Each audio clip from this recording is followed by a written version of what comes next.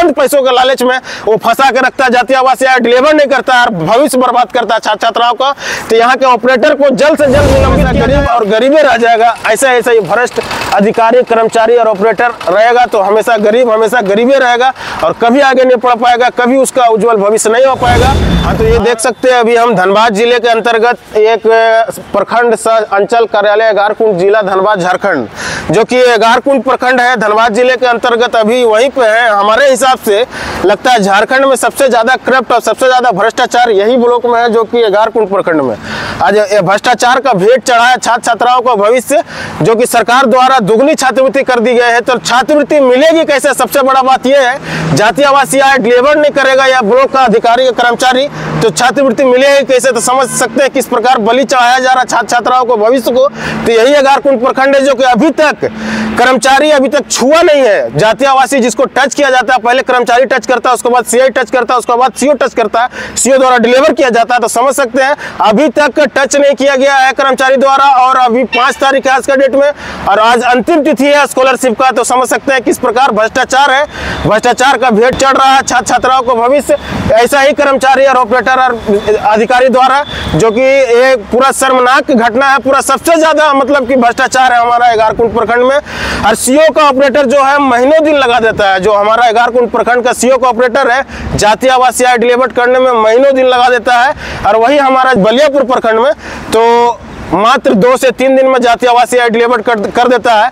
तो समझ सकते हैं कि क्या रवैया, क्या हालात है हमारा एगारकुंड प्रखंड का। गरीब छात्र छात्राओं को भविष्य किस प्रकार जला रहा है, जो कि आप समझ सकते हैं। अमीर लोग को यहाँ आने का दरकार नहीं पड़ता है, उन्हें फोन से ही काम हो जाता है। मतलब कि जिसके पास पैरवी है उसे ब्लॉक आने का दरकार नहीं है, उसे मतलब डायरेक्ट काम हो जाता है। लेकिन एक गरीब आदमी आखिर ब्लॉक आएगा तो कैसे आएगा, किस प्रकार से आएगा? उन्हें स्पष्ट रूप से थाना में बात नहीं रख पाता है, ना ही ब्लॉक में बात रख पाता है।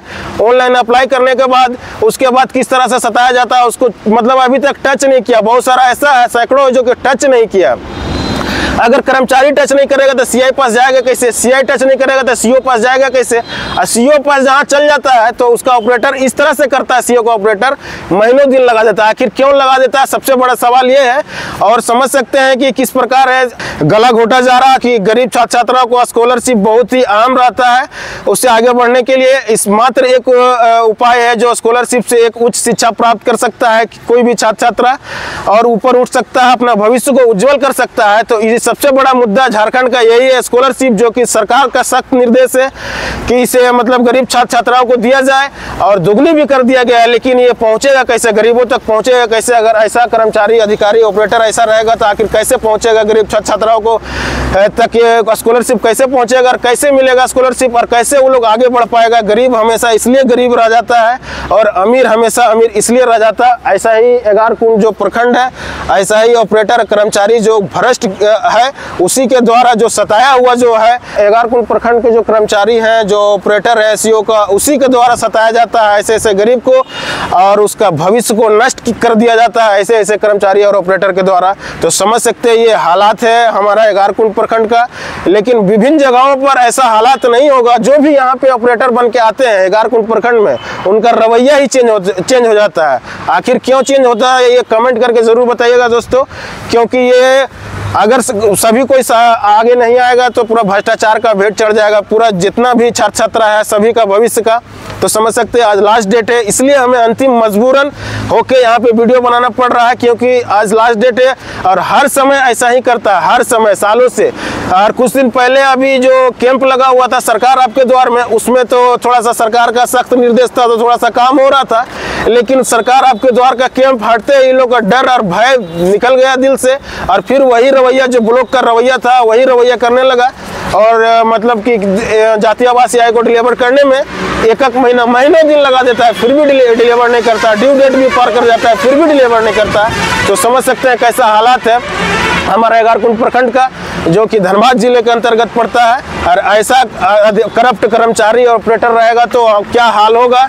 गरीब आदिवासी मूलवासी जो कि गरीब है, एक्चुअली में गरीब है, जो कि हकदार है स्कॉलरशिप का, उसे कैसे मिलेगा, उसका बाल बच्चा कैसे पढ़ेगा, कैसे आगे बढ़ेगा, तो वो हमेशा गरीब और गरीबे रह जाएगा। ऐसा ऐसा ये भ्रष्ट अधिकारी, कर्मचारी और ऑपरेटर रहेगा तो हमेशा गरीबे रहेगा और कभी आगे नहीं बढ़ पाएगा, कभी उसका उज्जवल भविष्य नहीं हो पाएगा। भ्रष्टाचार जो है ऑपरेटर द्वारा किया जाता है, चाहे वो कर्मचारी हो, चाहे सीआई का ऑपरेटर हो, चाहे सीओ का ऑपरेटर हो, सबसे ज्यादा करप्ट है उसी के द्वारा। दो चंद पैसों के लालच में वो फंसा के रखता है, जातीय आवास या डिलीवर नहीं करता और भविष्य बर्बाद करता है छात्र छात्राओं का। तो यहाँ के ऑपरेटर को जल्द से जल्द निलंबित किया जाए और एक स्वच्छ ऑपरेटर को मंगाया जाए जो कि छात्र छात्राओं का हित में उसे समझता जो है, छात्र छात्राओं को जो भविष्य को समझता है, वैसा ही कर्मचारी, वैसा ही ऑपरेटर को यहाँ पे आने का दरकार है। अन्यथा ऐसा ऑपरेटर को जो कि और कर्मचारी जो कि टच नहीं किया, भविष्य को समझता नहीं छात्र छात्राओं को, सरकार से मांग करते हैं मतलब ऑपरेटर को और कर्मचारी को निलंबित किया जाए जल्द से जल्द।